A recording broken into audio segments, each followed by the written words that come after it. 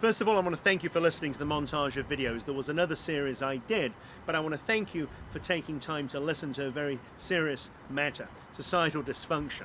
The system operates from a series of biases, stereotypes and profiles, but unless we change the mindset of culture, the mindset that creates the system will still remain.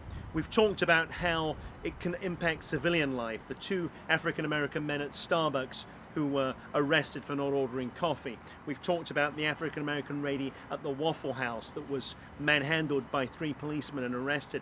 Those things don't need to happen. Any kind of racism can be prevented. It's a preventable cure for it, but it needs to be overcome. It needs to be discussed. We need to stop reacting to things and paying for them to make them okay. We have civil suits.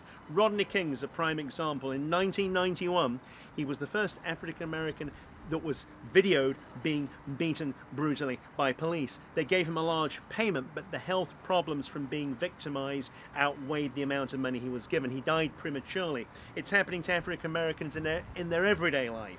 They talk to me how when the police car is following them, how they feel they may be pulled over at any time. This has come from a fear of things that have gone on for decades, for centuries. They're very, very real. There's a mindset that creates that. I've explained it to you. It's a mindset not only in a barista, but in a policeman. It can be in anybody. It can also be in you. If you're white and you're reacting to this, chances are that's implicit.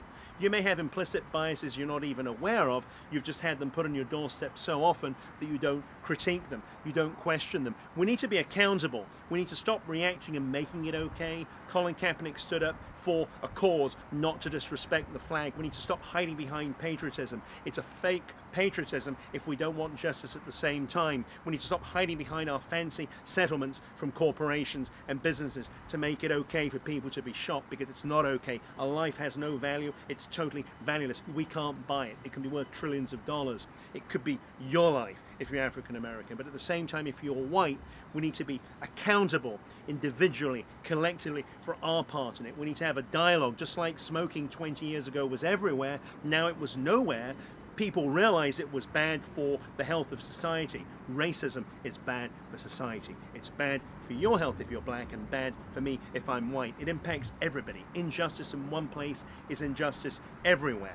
We need to get uncomfortable to get comfortable. We need to do the conversation that nobody wants to do. Yes, we proact, we make a lot of noise, we react, we get emotional, but we need to have a discussion of what is really preventable, and that is racism. It's a discussion between you and me, a seed we've sown that goes far and wide. I believe in this. We need to believe it can change before it happens. That's the key. Many of us have got so used to our own paradigm. If we're African American, it's never going to get better, and if we're white, we think it's great because they're getting paid money. So we come from our own dysfunctions, and we need to realize that, and I'm bringing this from the bottom of my heart.